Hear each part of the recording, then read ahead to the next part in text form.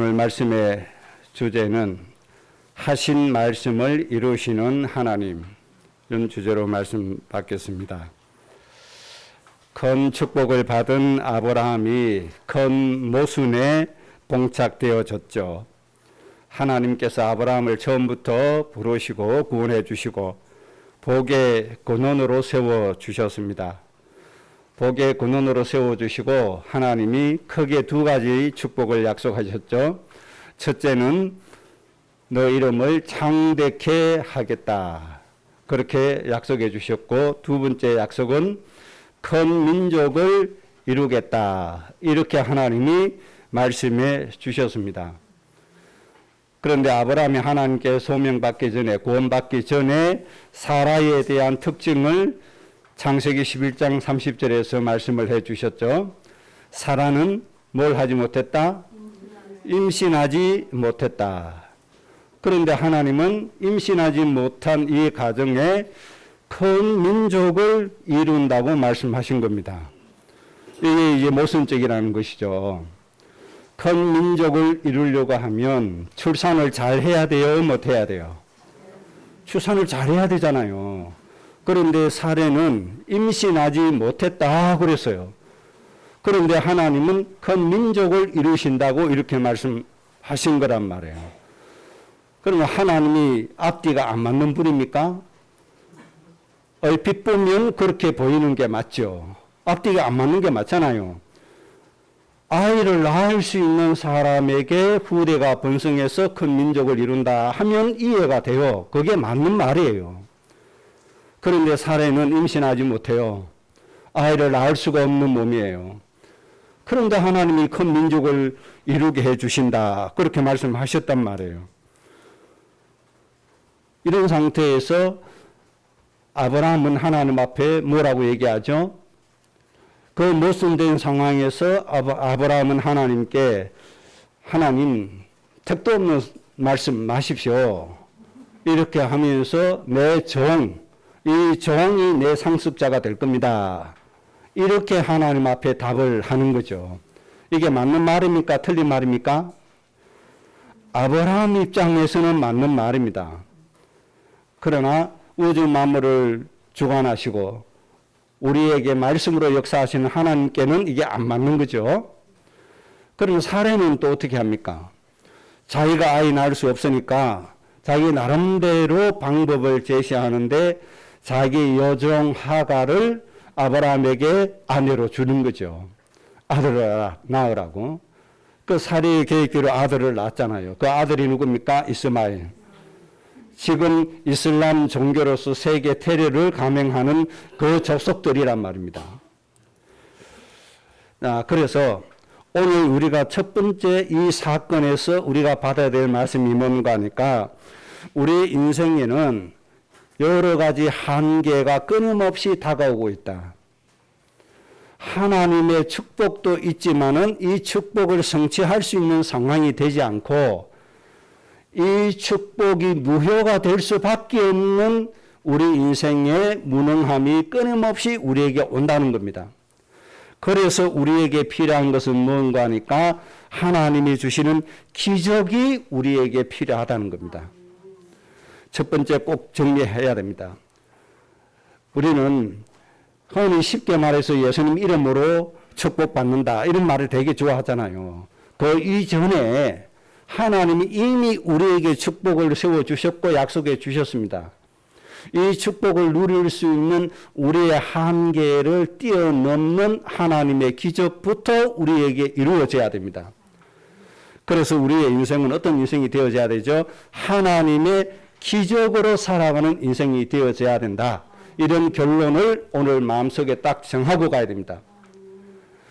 나의 한계가 있고 내 부족함이 있고 내 무능이 있기 때문에 하나님이 주신 그 엄청난 축복을 누릴 수가 없다. 그래서 나에게 뭐가 필요하죠? 하나님이 주시는 기적이 필요하다. 사라에게 행하신 것처럼 그 기적이 필요해요. 아들을 낳을 수 없는 몸이 하나님의 기적이 임하니까 이삭이라고 하는 아들을 낳아서 그 민족을 이루게 되었더라는 겁니다. 이런 기적이 여러분의 인생에 끊임없이 성취되어 주시기를 바랍니다. 400년 노예 생활하다가 하나님의 은혜로 해방되어서 하나님이 약속하신 가나안 땅으로 가는데 40년을 가나안 땅을 가잖아요. 그런데 이 40년 가나안 땅 여정이 순탄합니까? 문제투성입니까? 감당할 수 없는 문제투성입니다. 풀 한 폭이, 나무 한 폭이 없는 그 사막길을 가는데 그늘이 있습니까? 시원한 바람이 붑니까? 사막의 떨군 열기로 인해서 숨도 쉴 수 없는 그런 상황이 되어져 버린 거죠. 이때 하나님이 그 200만이 넘는 그 사람들을 위해서 하나님이 어떤 기적을 주시던가요? 구름 기둥이라고 하는 것을 주셨다. 그래서 더위를 막아주신 것이죠. 사막의 특징이 또 뭡니까? 갑자기 밤에는 기온이 뚝 떨어지잖아요. 기온차가 20도, 30도 이상 나버린단 말이에요. 그러니까 당장에 그 낮에 뜨거웠던 몸, 열에 익혀졌던 몸이 갑자기 기온이 떨어지니까 저체온증에 걸리게 되는 겁니다. 그래서 몸이 살아갈 수가 없죠. 그래서 하나님이 밤에 무엇을 주십니까? 불 기둥을 주셔서 훈훈하게 만들어 주시는 겁니다. 비 오는 날로 피우니까 얼마나 따뜻하고 좋습니까? 밤에 꼭 이렇게 되어졌단 말입니다. 하나님 훈훈하게. 인간이 난로를 때우고 불을 피워서 이렇게 따뜻함을 만들 수 있나요? 광야에서 만들 수가 없어요. 마른 나무하지 하나 없는데 어떻게 그렇게 합니까? 그래서 하나님이 불기둥이라고 하는 뭘 주신 거죠? 기적을 주시더라 이 말입니다. 우리가 이 은혜 속에 들어가셔야 됩니다.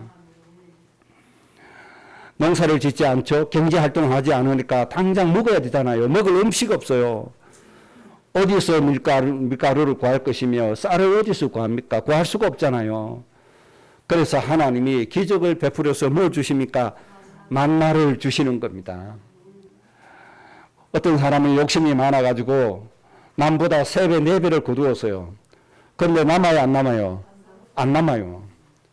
어떤 사람은 선한 양심에 자기 먹을 거 한 움큼만 딱 가져왔어요. 모자라요? 모자라지 않아요. 절대로 모자라지 않아요. 하나님이 가장 적당하게 하나님이 다 만들어 주신 겁니다. 이런 기적이 아니면 우리의 인생이 이 세상에서 이겨나갈 수가 없어요. 어떻게 보면 오늘까지 여러분들이 이렇게 평안하게 순탄하게 사신 것은 하나님의 보살핌과 하나님이 보내주신 천군 천사의 도움으로 이렇게 살아진 겁니다. 우리가 알지 못해서 그렇지 하나님의 기적을 우리가 늘 누리고 산다고 보면 됩니다. 또 물이 없으니까 아우성이죠. 모세가 지팡이로 돌을 치니까 샘이 터지잖아요. 고기 먹고 싶다고 아우성 치니까 하나님이 갑자기 메추라기를 보내주셔서 고기를 실컷 먹게 해주시잖아요. 애국 군대가 또 뒤쫓아 잡으러 오네요. 가다 보니까 앞에는 뭐가 있습니까? 홍해가 있잖아요.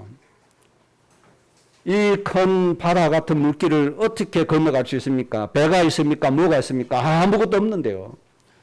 하나님께 기도할 수밖에 없잖아요.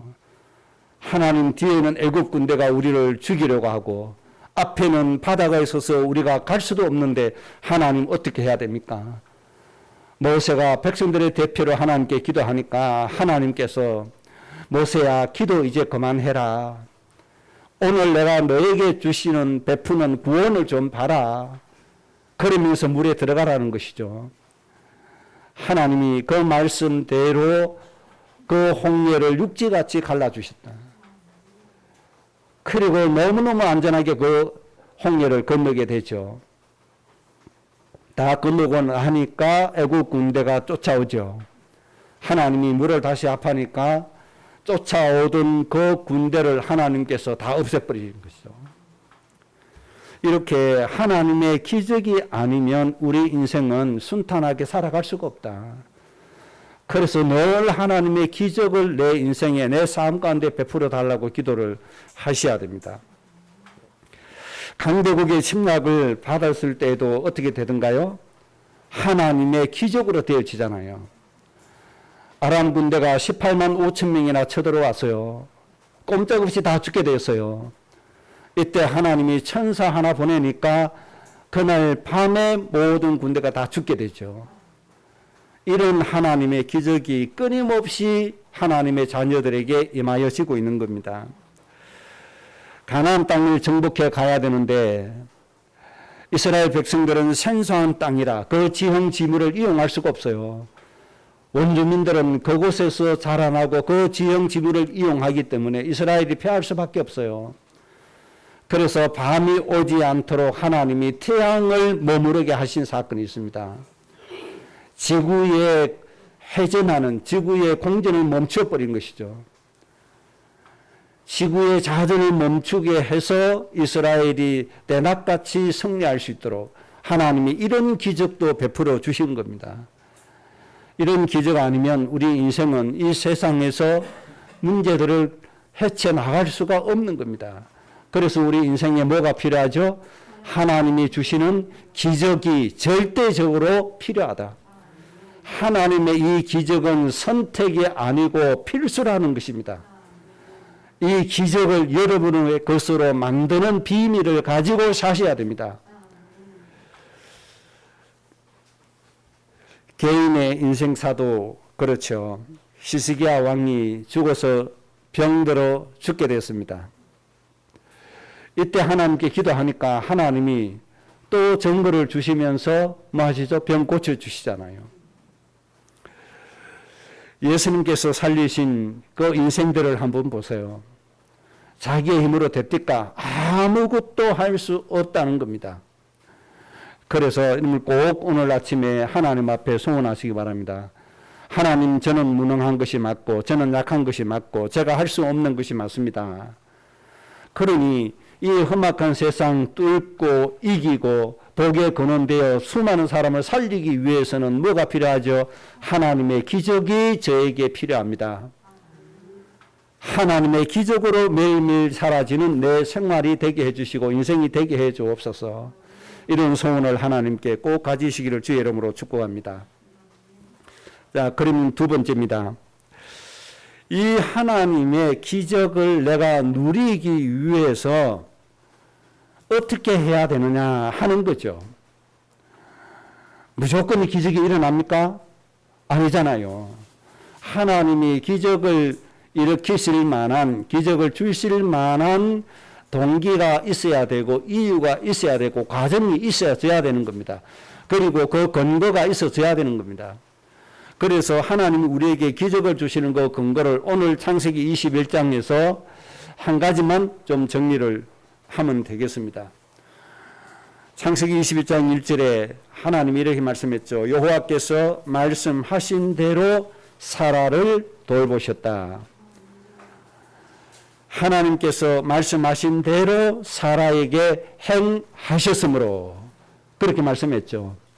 여기에서 여러분들이 모든 답을 다 가질 수가 있습니다. 하나님이 말씀대로 사라를 도우시고 말씀대로 사라에게 행하시니까 임신하지 못하는 사라에게 기적이 일어나서 이삭이라고 하는 아들을 낳게 되어졌다는 겁니다. 이 기적이 어떤 근거로 일어났어요? 하나님이 하신 말씀대로 행하심으로 이런 기적이 일어났다는 겁니다. 그래서 꼭 이 비밀을 가져야 됩니다. 하나님의 기적은 언제 일어나는가? 어떻게 일어나는가? 하나님이 말씀하신 대로 도우시고 하나님이 말씀하신 대로 행하심으로 기적이 일어나게 돼 있다. 이런 결론을 내릴 수가 있는 겁니다. 그래서 모든 응답의 근거는 하나님의 말씀이 되어지는 겁니다. 하나님이 아브라함 가정에 말씀해 주셨습니다. 내년 이맘때에 네가 아들을 낳을 것이다. 왜 하나님이 말씀 주셔야 돼요? 하나님의 계획이 큰 민족을 이루는 것이잖아요. 그리고 모든 민족을 복되게 하는 것이잖아요. 그래서 하나님이 기적으로 시작을 하시는 겁니다. 그래서 여러분들 뭘 붙잡아야 됩니까? 말씀을 붙잡아야 됩니다. 하나님은 말씀대로 행하시고 말씀대로 도와주시는 분이기 때문에 말씀 없이는 아무것도 되지 않는다고 하는 겁니다. 하나님의 말씀을 무시하고 하나님의 말씀 부정하고 하나님의 말씀을 덮어놓고 아무리 목적껏 외쳐보세요. 성대만 나갑니다. 아무런 소용이 없습니다. 성경의 실례를 들어서 한번 볼까요? 백부장이 자기 하인이 병들어서 죽게 되었습니다. 이 하인을 살려야 되겠는데 어떻게 해야 됩니까? 자기가 할 수 없잖아요. 병원 가도 되지 않잖아요. 의원에게 가도 안 된다는 걸 알잖아요. 그래서 예수님에게 나옵니다. 예수님만 하실 수 있다. 예수님에게 부탁을 합니다. 하인이 병들어 죽게 되었사오니 고쳐 주옵소서. 예수님 뭐라고 말씀하시죠? 그래, 너희의 집으로 가자. 그렇게 예수님 말씀하시잖아요. 이때 백부장이 참 믿음의 고백을 하죠. 우리 집에 안 오셔도 됩니다. 지금 말씀으로만 하옵소서. 예수님께서 감동받으셨죠. 이만한 믿음을 내가 진짜 보지 못했다. 내가 선택한 이스라엘 민족에게도 이런 믿음을 고백한 사람이 없는데 이방인이 이 고백을 한다 말이죠. 백부장의 이 믿음의 고백이 여러분의 고백이 되어져야 됩니다. 하나님, 주님 지금 말씀만 하시면 됩니다. 말씀으로만 하옵소서. 친히 강림하셔서 안수기도 안 하셔도 됩니다. 친히 우리 집에 신방 오셔서 기도 안 해주셔도 됩니다. 지금 무엇으로? 말씀으로만 하옵소서. 그렇게 말씀해 주신 겁니다. 왜 그렇죠? 하나님은 말씀대로 행하시고 말씀대로 도와주시는 분이기 때문에. 그래서 여러분의 영혼 속에 말씀이 있으면 되어지는 겁니다. 여러분의 생각 속에 하나님의 말씀이 충만해지면 되어지는 겁니다. 그러면 예수님께서는 악한 마귀 사탄을 어떻게 물리치셨나요? 예수님의 방법이 곧 우리의 방법이면 되잖아요.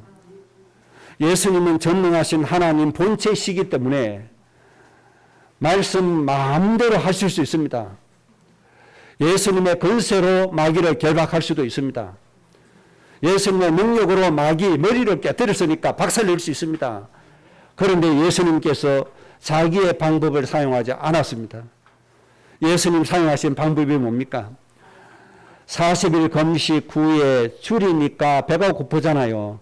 마귀가 와서 유혹합니다. 예수님의 능력을 아니까 이 돌들을 명해서 떡이 되어서 되게 해서 먹으시오라고 예수님을 유혹하죠.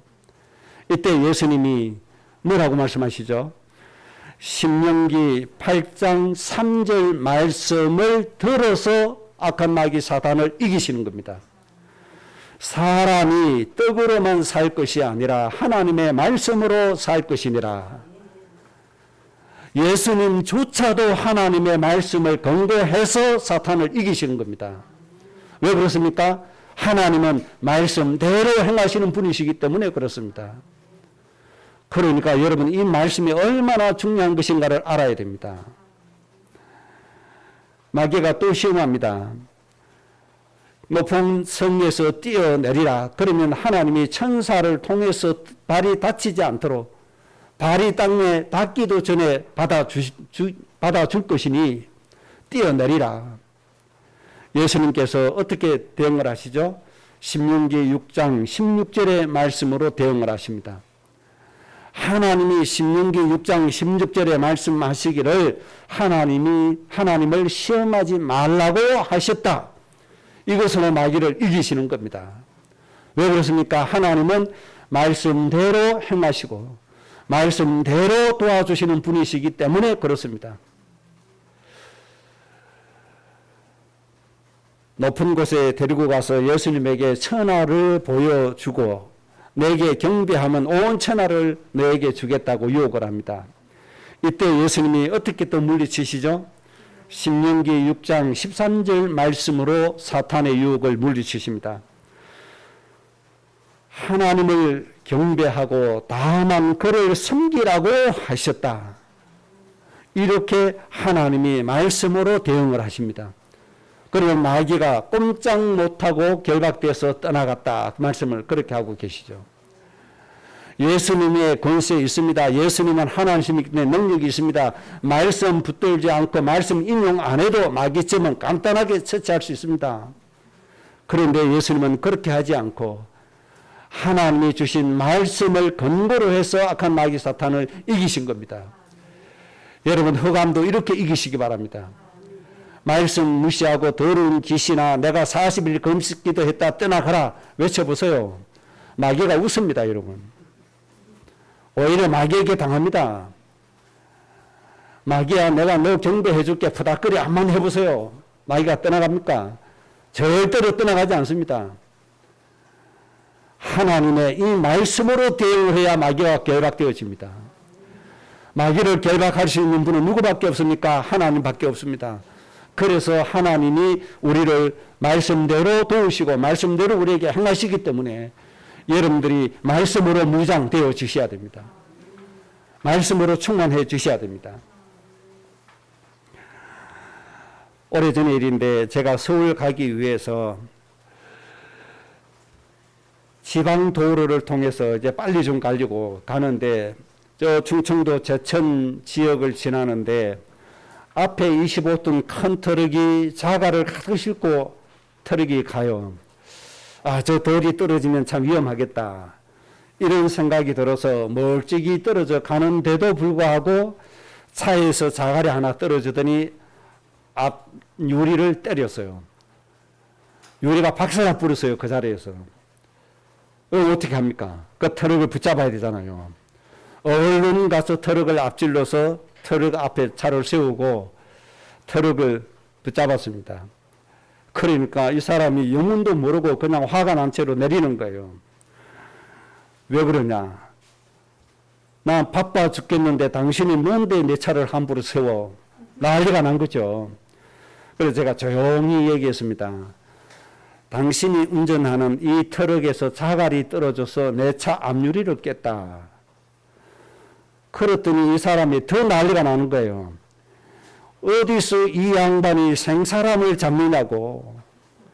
생사람 잡는다고 난리 났어요. 요즘은 차마다 벌레박스가 있어서 거의 점거가 다 되는데 그때는 벌레박스가 없잖아요. 난리가 난 거예요. 누명 씌우지 말라고. 지가 당신이 어디서 깨놓고 와서 왜 나한테 덤태기를 씌우냐고 난리가 난 거예요. 제가 또 조용히 얘기했어요. 당신이 운전하는 차에서 자갈이 떨어져서 내 차를 때려서 내 차 유리가 깨어졌다. 난리가 난 거예요. 세 번째 또 얘기했어요. 똑같은 얘기를 반복했어요. 당신 차에서 돌이 떨어져서 내 차 앞유리를 깼다. 더 난리가 나는 거 있죠. 또 얘기했어요. 당신 차에서 돌이 떨어져서 내 차 앞유리가 깨어졌다. 그러니 이 사람이 좀 주저주저 하더라고요. 한 번 더 얘기했어요. 당신 차에서 돌이 떨어져서 내 차 앞유리를 깼다. 그랬더니 한참 있더니 에이씨 따라와요. 이렇게 해요. 그래서 따라갔더니 정비공장으로 안내를 했어요. 그래서 정비공장 기사에게 내 차에서 떨어진 돌이 이 양반 차 유리 깼으니까 좀 갈아주시오 하고 갔어요. 그래서 갈았습니다. 이 말씀을 왜 드리는가 하니까 제가 거짓말 한 게 아니거든요. 사실 그대로 얘기한 겁니다. 말을 뺄 것도 없고 보탤 것도 없어요. 사실 그대로 얘기했어요. 그랬더니 사실 그대로 얘기한 이 말 속에 권세가 나온 거죠. 그래서 부정하고 그 아주 악하게 대하던 이 사람이 순순히 인정하고 보상을 해준 거예요. 사실 그대로 얘기한 것에 뭐가 나타났어요? 말의 권세가 나와진 거예요. 실제로 제가 체험을 한 거거든요. 거기다 대고 쌓을 필요도 없어요. 목청 높일 필요도 없어요. 있는 사실 그대로만 얘기하면 되는 거예요. 설득시키려고 할 필요도 없어요. 사실 그대로만 얘기하면 되는 거예요. 참 중요한 제가 체험을 하게 된 거죠. 그런데 여러분 한번 보세요. 사실적인 말에도 권위가 나타나서 사람의 심령을 변화시켜 버리는데 생명의 말씀 능력이 하나님의 말씀의 권능이 얼마나 크겠습니까? 생각해 보세요. 말씀 한마디로 천지를 창조하시는 이 하나님의 능력이 얼마나 크겠냐 이 말입니다. 그러니까 이 말씀을 붙잡고 가면 기적이 일어날 수밖에 더 있습니까? 그러니까 이제 여러분들은 물론 사실적인 말로도 대응을 하지만은 하나님의 말씀으로 대응을 하세요. 예를 들면 이런 겁니다. 술 주정뱅이 남편 참 속을 많이 새기잖아요. 못 말립니다. 저는 알거든요. 저희 부친께서도 술을 많이 드시고 술이 사람을 이상하게 만들지 사람이 이상한 게 아니잖아요. 그걸 많이 봤기 때문에 얼마나 힘들고 어려운 걸 압니다. 얼마나 무지막지하게 대하는지도 압니다. 그는 이런 남편을 대할 때 당신 정신 차리라. 술만 먹고 인간이 되겠냐. 당신 다 못 살겠다. 100년을 해보세요. 절대 그 사람 변화시킬 수가 없습니다. 그럼 어떻게 해야 돼요? 하나님의 말씀을 한번 믿어보세요. 그러면 그 남편에게 조용히 한번 얘기해 보세요. 하나님의 말씀에 술 취하지 말라고 하셨다. 하나님 말씀에 술 취하지 말라고 하셨다. 이 하나님의 말씀을 말하세요. 그러면 이 여자가 미쳤나? 답은 이렇게 나옵니다. 도무지 이해할 수 없는 표정으로 뭐라고 그럴까요? 막 대항하고 막 그럴 겁니다. 그러면 어떻게 해요? 흥분하지 말고 하나님이 당신의 건강을 위해서 술 취하지 말라고 말씀하셨다. 그러면 경상도 남자 특징이 있잖아요. 이 여자가 진짜 미쳤네랍니다. 그러면 또 말을 합니다. 하나님이 당신을 살리시려고 술 취하지 말라고 하셨다. 당신이 모르는 것 같아서 내가 알려준다. 이렇게 말씀 한번 계속 해보세요. 이 여자 미쳤나 하는 사람이 말씀에 완전히 주장당해버립니다. 말씀이 그 영혼의 모든 생각을 완전히 다 고쳐버립니다. 이게 말씀의 능력이 아닙니까? 그러나 여러분 무엇이든지 말씀으로 하세요. 자녀들이 막 속 썩인다고 막 힘들어 하잖아요. 그렇게 하지 말고 하나님의 말씀, 자녀를 어떻게 훈계하라고 하셨는지 말씀을 찾으세요. 그렇게 하시면 됩니다. 하나님의 말씀의 능력 이미 우리가 알고 있잖아요. 그래서 하나님은 어떤 분이시냐? 하나님은 말씀대로 도와주시고 말씀대로 우리에게 행하시는 분이시다. 그래서 나는 뭐 해야 되죠? 하나님의 말씀의 근거로 모든 것을 해야 된다. 그렇게 정리를 해야 됩니다. 자, 그러면 세 번째 마지막입니다. 하나님이 행하시고 도와주시고 그 도우심으로 기적을 누리기 위해서 내가 해야 될 일이 있습니다. 그 해야 될 일은 내 마음과 영혼과 생각 속에 하나님의 말씀을 많이 저장해 두어야 됩니다. 국가에서도 정부에서도 중요한 전략 물자는 전부 다 기지를 만들어서 비축을 해둡니다. 쌀 비축해둡니다. 기름 비축해둡니다. 중요한 무기, 중요한 자재 전부 다 비축해둡니다. 심지어 식자재까지 비축해둡니다. 그래서 필요할 때 그것을 꺼내서 쓰는 겁니다. 비축하지 않으면 문제가 터지면 그 나라 무너집니다. 백성들도 살릴 수가 없습니다. 아주 중요한 거죠. 미국에서 우리나라 포탄을 10만 발을 수입해 간다고 하죠. 왜 그렇습니까? 남의 나라 전쟁하는데 자기 나라 포탄을 대주더라고 자기 나라 국간이 비거든요. 그래서 우리나라 걸 수입해다가 채우려고 하는 겁니다. 이렇게 해요. 굉장히 중요한 전략이 뭔가 하니까 비축이라고 하는 겁니다. 저장이라고 하는 겁니다. 경제도 마찬가지입니다. 은행에다가 저축을 해둬야 돼요? 안 해둬야 돼요? 반드시 저축을 해둬야 됩니다. 그래서 급할 때 그것을 끄집어내서 사용을 해야 됩니다. 그런데 저축된 것이 없다, 비축된 것이 없다, 급한 일이 생겼을 때 남에게 꾸러 다녀야 됩니다. 꾸기가 쉽습니까? 어렵습니다. 그래서 마찬가지입니다. 영적인 것이든 이 세상의 삶이든 모든 것은 중요한 물자는 저축이 되어져 있어야 된다. 그래서 이제부터 여러분들은 하나님의 말씀을 저축해 두어야 돼요. 하나님의 말씀을 저장해 두어야 돼요. 여러분의 영혼 속에, 마음 속에 하나님의 말씀을 충만하게 저장해 두시기를 주의 이름으로 축복합니다. 그래서 예수님께서도 어릴 때부터 하나님의 율법의 말씀을, 구약의 모세 오경의 말씀을 계속 읽으셨어요. 심지어 12살 예루살렘에 가서 랍비들하고 말씀 포럼을 했어요. 계속 예수님 말씀을 저장해 두시는 겁니다. 여러분, 이 과정을 반드시 거쳐야 됩니다. 다시 말씀드립니다. 왜 말씀이 중요하죠? 하나님의 모든 역사의 근거는 말씀이기 때문에 그렇습니다. 하나님은 말씀대로 우리를 도와주시고 말씀대로 우리에게 행하십니다. 그래서 우리는 하나님의 말씀을 내 영혼 속에 충만하게 저장해 가야 된다는 겁니다. 이 일을 게을리하면 안 됩니다. 유대인들이 왜 망했습니까? 하나님의 말씀을 저장하지 않고 장로들의 유전, 장로들이 잘못 해석해 놓은 그 설교를 저장해 놨다가 망해버렸습니다. 정말 하나님 의도하신 진짜 하나님, 여러분이 좋아하는 단어 있잖아요. 오리지널. 그거 되게 좋아하잖아요.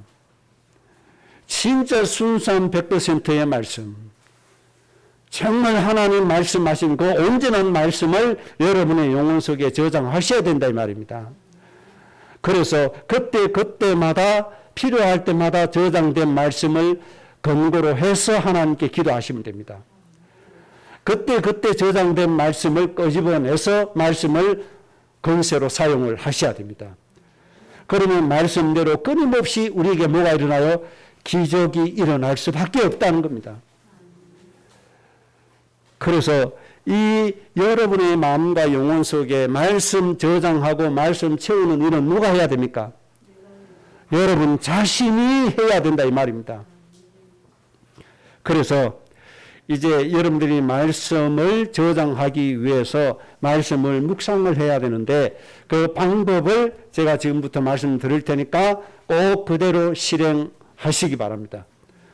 그래서 문제가 생길 때마다 내가 감당해야 될 일이 있을 때마다 저장된 말씀을 끄집어내어서 그 말씀 붙들고 예배하고 기도해서 그 말씀대로 성취되어지는 기적으로 꼭 살아주셔야 됩니다.